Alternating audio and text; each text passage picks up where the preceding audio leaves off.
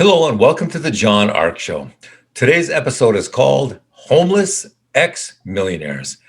Before we begin, I want to encourage you to subscribe to our channel for free. You can also like, comment, and follow us. We're going to have a lot of great celebrity interviews coming up, so make sure you click on that notification bell so you can be notified every time we post a new episode.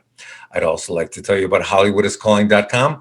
It's a great service that allows you to purchase live phone calls from your favorite celebrities, so check it out. It's something you can buy for yourself or as a gift for somebody you know. Give it a try. HollywoodIsCalling.com. Now, let's get started. Everyone is aware of the homeless people out there, people who lost their jobs, their homes, virtually everything, and whose lives have now been destroyed. But what most people aren't aware of is all the people who were really successful before the pandemic, but who are now destitute or homeless or just shattered by everything that has happened to them. Now, I know what some people are thinking. If you were rich at one time in the past, then you can figure out a way to get rich again in the future. Well, that's not always true.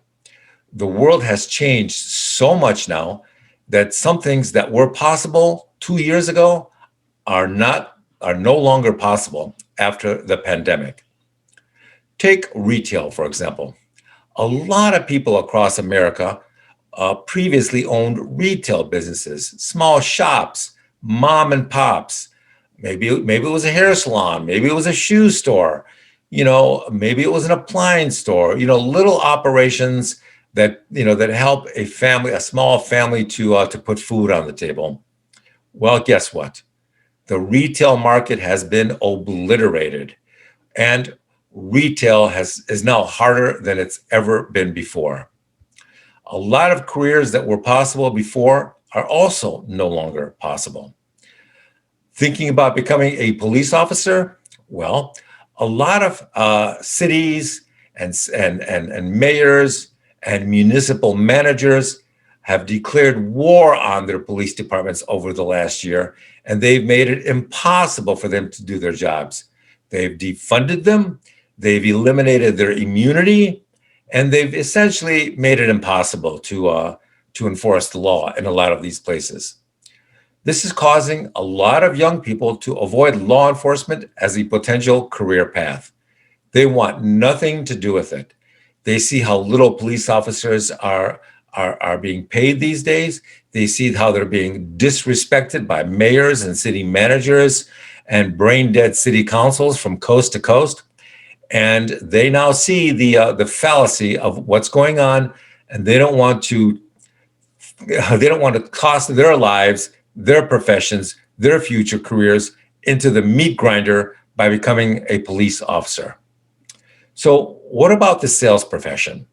Have you seen what's happened to the sales industry lately? Sales used to be a profession that a lot of uneducated or undereducated people who had a great work ethic, a lot of ambition and drive could make a decent living in. Now the world of sales has been heavily dominated and infiltrated by software bots and algorithms that are employing technological approaches to what were once traditional sales performed by living, breathing human beings.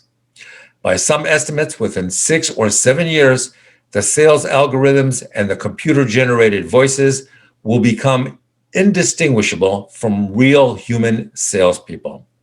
Now that's saying an awful lot, because there are still a lot of people out there hanging on in sales jobs trying to make a part-time or a full-time living at it. And it's already exceedingly difficult. When this complete switchover and conversion to digital and virtual salespeople is implemented, then you will see even more sales jobs disappear than ever before. So what does all this have to do with homeless ex-millionaires, you ask? Well, let me tell you. When a millionaire loses his job and his company goes out of business, goes broke, that's not just his problem. It becomes the problem of all the people that millionaire previously employed or would have employed in the future. All those people are out of work or they're never going to get those jobs that they hope to get down the line. So what do homeless millionaires do when they run out of money? Well, in the old days, they would have contacted some of their rich friends and borrowed money or asked for help. But that's not as easy as it sounds because so many once rich people are now struggling. I'm not saying you should feel sorry for ex-millionaires or that you should try and loan them money. What I am saying is that the more people in our society who have fallen on hard times, the more this problem will spread like a contagion throughout the rest of the economy. Everybody says things are coming back, but no one wants to discuss all the people who have been so wiped out financially that they can't see their way back. They can't find a path back. The jobs they used to do aren't really viable anymore. No matter how hard they try, there's just one roadblock after another preventing them from getting themselves back on their feet in this new economy. So what do we do? Well, if I was hiring people and looking to have a position filled, I would include language in my job posting that said special consideration given to ex-millionaires and previously successful people looking for work. I would include that language because if they were smart enough and hardworking enough to succeed before, then they may be able to help me with my company succeed going forward. Whenever I see someone not getting hired because the applicant was considered overqualified, the first thing I think is how foolish the person who turned them down for a job was. When you go to a store and decide to buy a $500 television set, if the store turns around and suddenly offers you a TV twice as large and the cost twice as much normally, but now they're going to give you this huge TV for half the price at $500, would you say no? That's too much value. That I don't want to do that. Of course not. Well, that's essentially what a lot of stupid managers and HR people are doing now when when somebody overqualified applies for a job. They're concerned that overqualified means they'll be more likely to leave than somebody who's underqualified. So the truth of the matter is that in corporate America, now all jobs are short-term and temporary. They're now hiring CEOs for 3-month interim positions so they can test you out. If somebody overqualified applies for a job, then you should give them serious consideration. The same thing goes with underqualified and poor people who are completely unqualified. Go the extra mile and try to help them as well. If they have a great work ethic, then give them serious consideration. They may end up being a great fit for your company. So with that, I want to thank you for watching. I want to tell you that we're going to have more great celebrity interviews and more breaking news stories coming up in the future.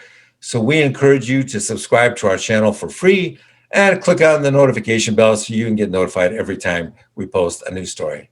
Thank you for watching, and we shall see you soon. Bye-bye.